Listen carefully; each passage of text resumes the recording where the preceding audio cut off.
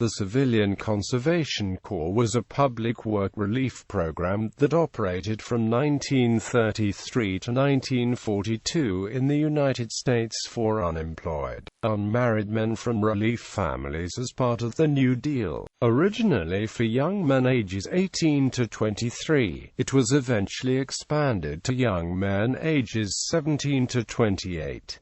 Robert Fechner was the head of the agency. It was a major part of President Franklin D. Roosevelt's New Deal that provided unskilled manual labor jobs related to the conservation and development of natural resources in rural lands owned by federal, state and local governments.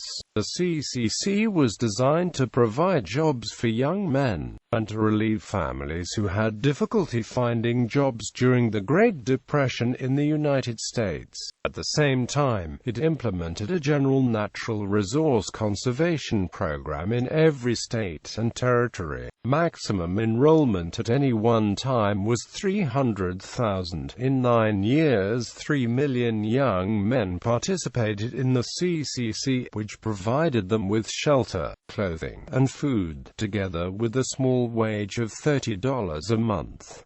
The American public made the CCC the most popular of all the New Deal programs. Principal benefits of an individual's enrollment in the CCC included improved physical condition, heightened morale, and increased employability. Implicitly, the CCC also led to a greater public awareness and appreciation of the outdoors and the nation's natural resources, and the continued need for a carefully planned, comprehensive national program for the protection and development of natural resources. During the time of the CCC, enrollees planted nearly 3 billion trees to help reforest America, constructed trails, lodges and related facilities in more than 800 parks nationwide, and upgraded most state parks, updated forest firefighting methods, and built a network of service buildings and public roadways in remote areas. The CCC operated separate programs for veterans and Native Americans. Approximately 15,000 Native Americans participated in the program, helping them weather the Great Depression. Despite its popular support, the CCC was never a permanent agency. It depended on emergency and temporary congressional legislation and funding to operate. By 1942, with World War II and the draft in operation, the need for work relief declined, and Congress voted to close the program. Founding. As governor of New York, Roosevelt had run a similar program on a much smaller scale. Long interested in conservation, as president, he proposed to Congress a full-scale national program on March 21, 1933. I proposed to create to be used in complex work, not interfering with abnormal employment, and confining itself to forestry, the prevention of soil erosion, flood control and similar projects. I called your attention to the fact that this type of work is of definite practical value, not only through the prevention of great present financial loss, but also as a means of creating future national wealth. He promised this law would provide 250,000 young men with meals, housing, uniforms, and medical care for working in the national forests and other government properties. The Emergency Conservation Work Act was introduced to Congress the same day and enacted by voice vote on March 31. Roosevelt issued Executive Order 6101 on April 5, 1933, which established the CCC organization and appointed a director, Robert Fechner, a former labor union official who served until 1939.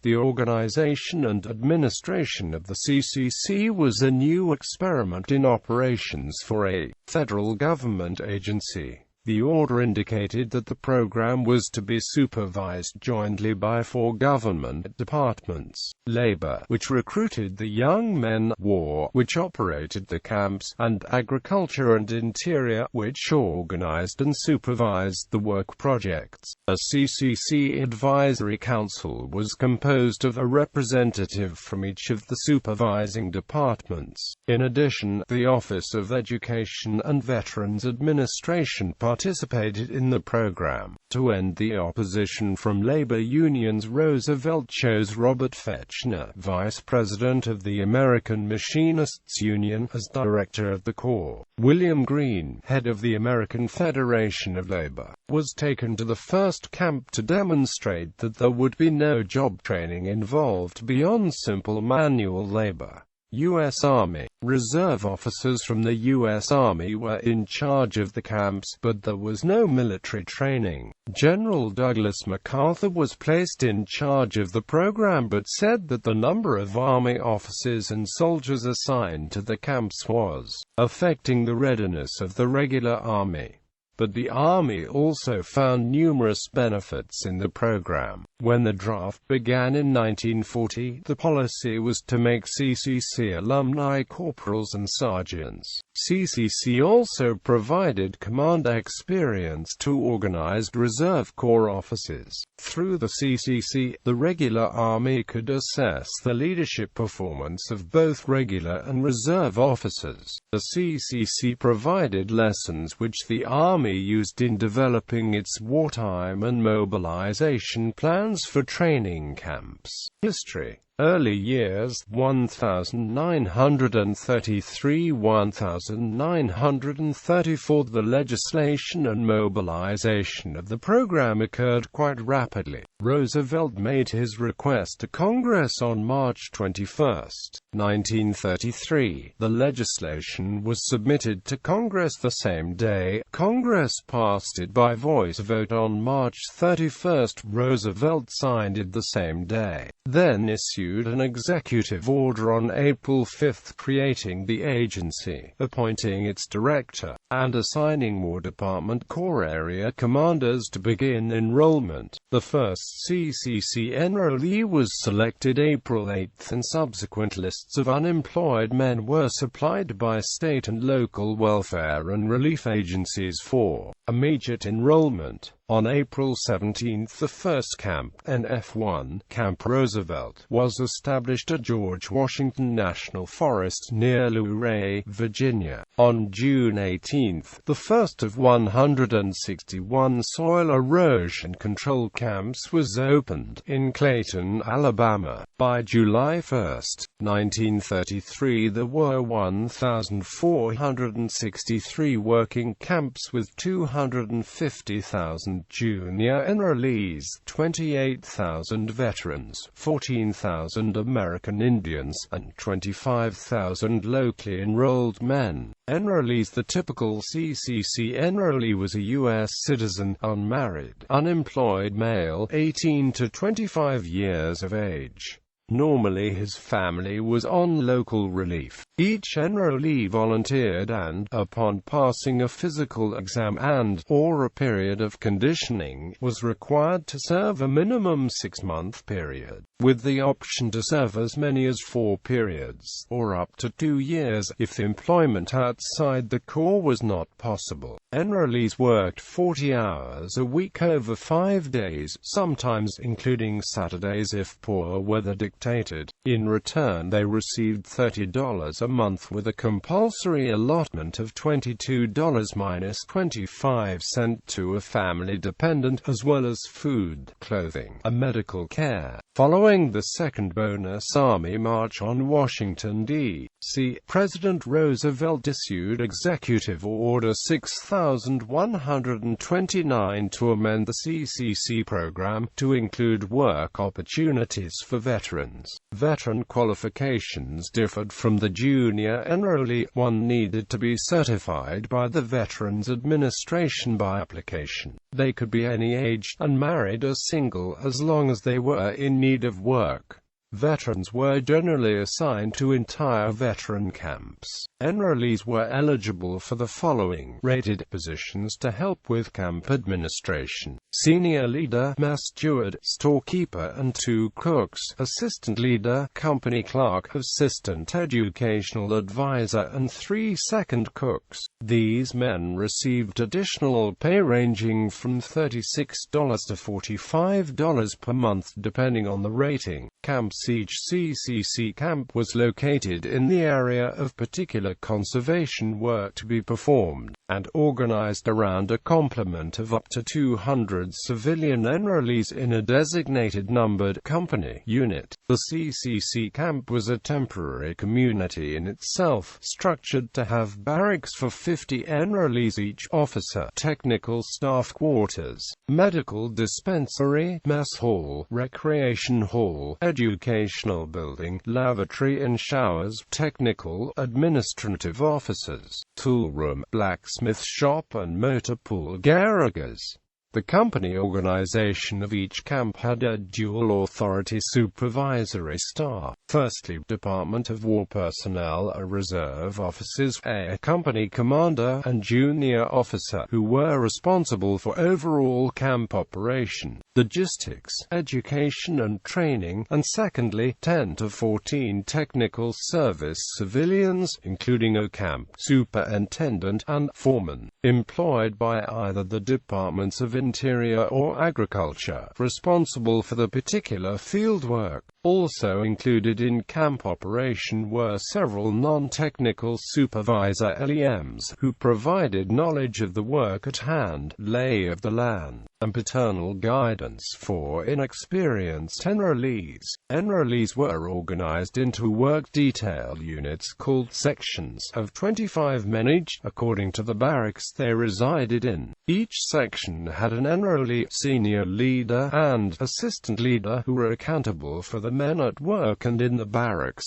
Work classifications: the CCC performed 300 types of work projects within 10 approved general classifications: structural improvements, bridges, fire lookout towers, service buildings, transportation, truck trails, minor roads, foot trails and airport landing fields, erosion control, check dams, terracing and vegetable covering, flood control, irrigation, drainage, dams, ditching, channel work, riprapping, forest culture, planting trees and shrubs, timber stand improvement, seed collection, nursery work, forest protection, fire prevention, fire pre-suppression, firefighting, insect and disease control, landscape and recreation, public camp and picnic ground development, lake and pond side clearing and development, range, stock driveways, elimination of predatory animals, wildlife, stream improvement, fish stocking, food and cover planting, miscellaneous, emergency work, surveys, mosquito control.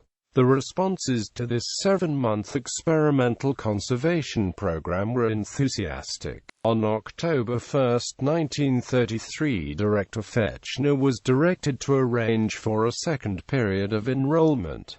By January 1934, 300,000 men were enrolled. In July 1934, this cap was increased by 50,000 to include men from Midwest states that had been affected by drought. The temporary tent camps had also developed to include wooden barracks. An education program had been established, emphasizing job training and literacy. Approximately 55% of enrollees were from rural communities, a majority of which were non-farm. 45% came from urban areas. Level of education for the enrollee averaged 3% illiterate, 38% less than 8 years of school, 48% did not complete high school, 11% were high school graduates.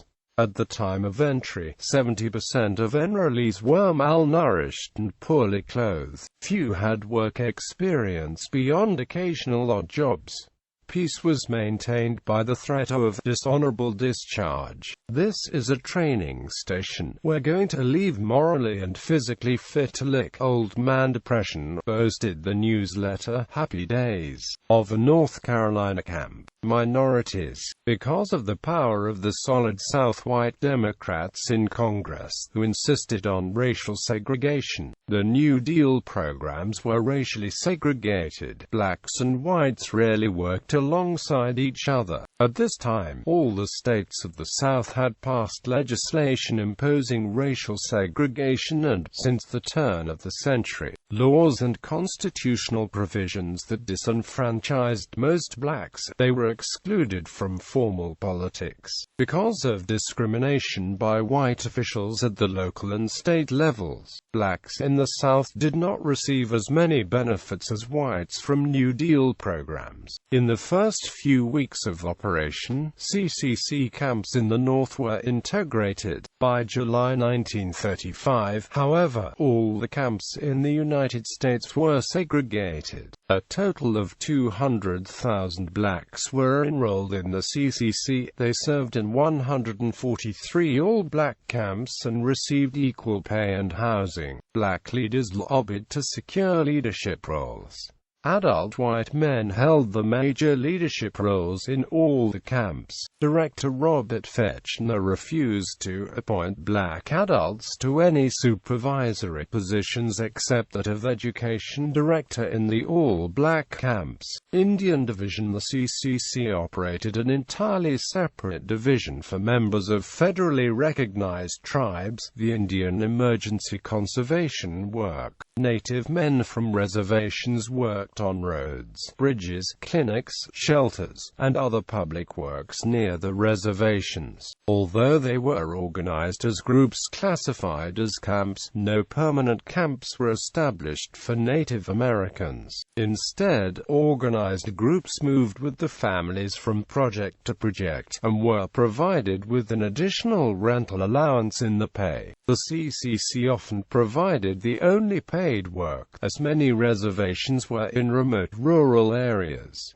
Enrollees had to be between the ages of 17 and 35. During 1933, about half the male heads of households on the Sioux reservations in South Dakota were employed by the CCC-ID, with grants from the Public Works Administration. The Indian Division built schools and conducted an extensive road building program in and around many reservations to improve infrastructure. The mission was to reduce erosion and improve the value of Indian lands. Crows built dams of many types on creeks, then sowed grass on the eroded areas from which the damming materials had been taken. They built roads and planted shelter belts on federal lands. The steady income helped participants regain self-respect, and many used the funds to improve their lives. John Collier, the Federal Commissioner of Indian Affairs, and Daniel Murphy, the director of the CCC-ID, both based the program on Indian self-rule and the restoration of tribal lands, governments, and cultures. The next year, Congress passed the Indian Reorganization Act of 1934, which ended allotments and helped preserve tribal lands, and encouraged tribes to re-establish self-government. Collier said of the CCC Indian Division, "No previous undertaking in Indian service has so largely been the Indians' own undertaking." Education programs also trained participants in gardening, stock raising, safety, native arts, and some academic subjects. IECW differed from other CCC activities in that it explicitly trained men in skills to be carpenters, truck drivers, radio operators, mechanics, surveyors, and technicians. With the passage of the National Defense Vocational Training Act of 1941, enrollees began participating in defense-oriented training. The government paid for the classes, and after individuals completed courses and passed a competency test, guaranteed automatic employment in the defense work. A total of 85,000 Native Americans were enrolled in this training. This proved valuable social capital for the 24,000 alumni who later served in the military and the 40,000 who left the reservations for city jobs, supporting the war effort. Responding to favorable public opinion to alleviate unemployment, Congress approved the Emergency Relief Appropriation Act of 1935 on April 8, 1935, which included continued funding for the CCC program through March 31, 1937. The age limit was expanded to 18 to 28 to include more men. From April 1, 1935 to March 31, 1936 was the period of greatest activity and work accomplished by the CCC program. Enrollment had peaked at 505,782 in about 2,900 camps by August 31, 1935, followed by a reduction to 350,000 enrollees in 2019 camps by June 30, 1936. During this period, the public response to the CCC program was overwhelmingly popular. A Gallup poll of April 18, 1936 asked, "Are you in favor of the CCC camps?" 82% of respondents said yes, including 92% of Democrats and 67% of Republicans. On June 28, 1937, the Civilian Conservation Corps was legally established, transferred from its original designation as the Emergency Conservation Work Program. Funding was extended for 3 more years by Public Law No. 163, 75th Congress, effective July 1, 1937. Congress changed the age limits to 17 to 23 years old, and changed the requirement that enrollees be on relief to not regularly in attendance at school, or possessing full-time employment. The 1937 law mandated the inclusion of vocational and academic training for a minimum of 10 hours per week. Students in school were allowed to enroll during vacation. During this period, the CCC forces contributed to disaster relief following 1937 floods in New York, Vermont, and the Ohio and Mississippi River valleys, and response and cleanup after the 1938 hurricane in New England. In 1939, Congress ended the independent status of the CCC, transferring it to the control of the Federal Security Agency, the National Youth Administration (U.S.) Employment Service, the Office of Education, and the Works Progress Administration also had some responsibilities.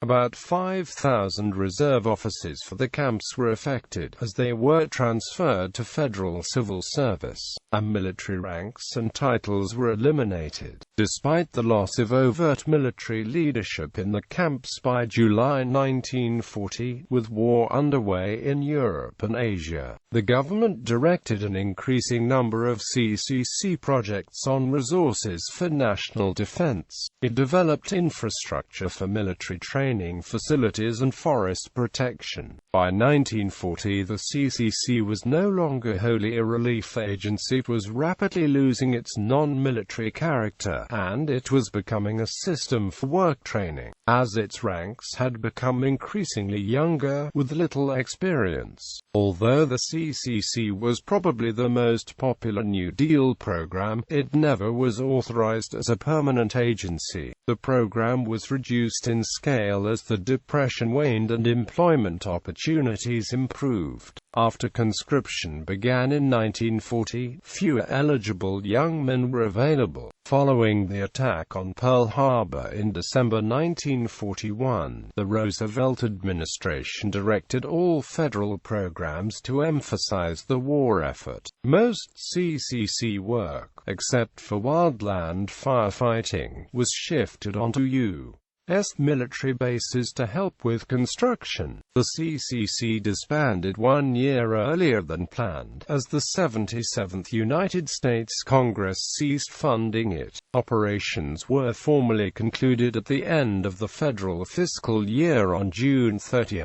1942. The end of the CCC program and closing of the camps involved arrangements to leave the incomplete work projects in the best possible state, the separation of about 1,800 appointed employees, the transfer of CCC property to the War and Navy departments and other agencies, and the preparation of final accountability records. Liquidation of the CCC was ordered by Congress by the Labor Federal Security Appropriation Act on July 2, 1942, and virtually completed on June 30, 1943. Liquidation appropriations for the CCC continued through April 20, 1948. Some former CCC sites in good condition were reactivated from 1941 to 1947 as civilian public service camps where conscientious objectors performed work of national importance as an alternative to military service. Other camps were used to hold Japanese, German and Italian Americans interned under the Western Defense Command's Enemy Alien Control Program, as well as Axis prisoners of war. Most of the Japanese-American internment camps were built by the people held there. After the CCC disbanded, the federal agencies responsible for public lands organized their own seasonal fire crews, modeled after the CCC. These have performed a firefighting function formerly done by the CCC and provided the same sort of outdoor work experience for young people. Approximately 47 young men have died while in this line of duty. Legacy and Memory. Civilian Conservation Corps Museum. Civilian Conservation Corps Museum, Vogel State Park, Blairsville, Georgia. Colossal Cave Mountain Park, Vail, Arizona. Conservation Corps State Museum at Camp San Luis Obispo, California. Conservation Corps Museum and Memorial at Montesano State Park, Huntsville, Alabama.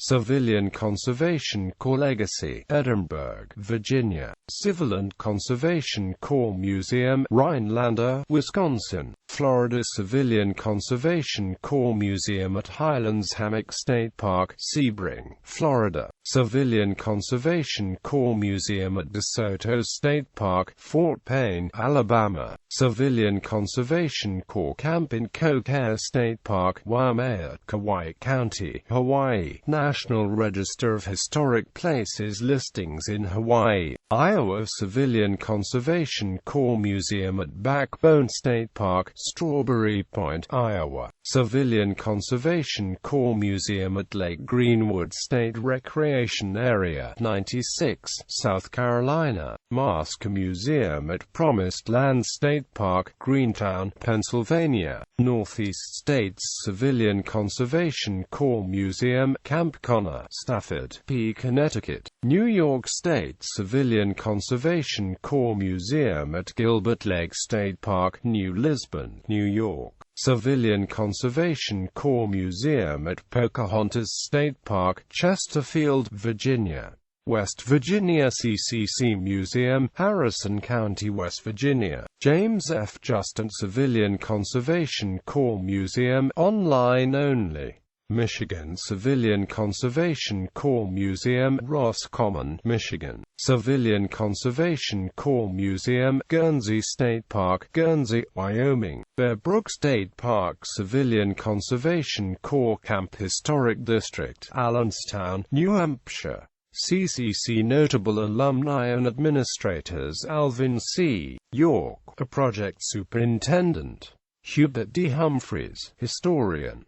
Ralph Hounstein, Army Officer in charge of Camp Borden. Deal.Originally, Stanley Makovsky, Enrollee. Henry Gurk, Enrollee. Raymond Burr, Enrollee. Actor. Archie Moore, Enrollee. The light heavyweight boxing champion of the world. Robert Mitchum, Enrollee. Actor. Edward R. Roybal, Enrollee. Politician. Chuck Yeager, Enrollee. Test pilot. Stan Musial, Enrollee. Professional baseball player.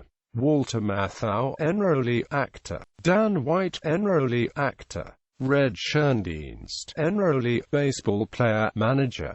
Conrad Ellsworth, U.S. Administrator, National Park Service Supervisor of CCC Program. Aldo Leopold, a former technical forester, ecologist, environmentalist. David Stringbean Aikman, enrollee, country music singer. Archie Green, enrollee, folklorist. Legacy. In several cities where CCC workers worked, statues were erected to commemorate them. Representation in other media. Pride of the Bowery, the fourth movie in the East Side Kid series, is a movie about friendship, trouble and boxing at a CCC camp.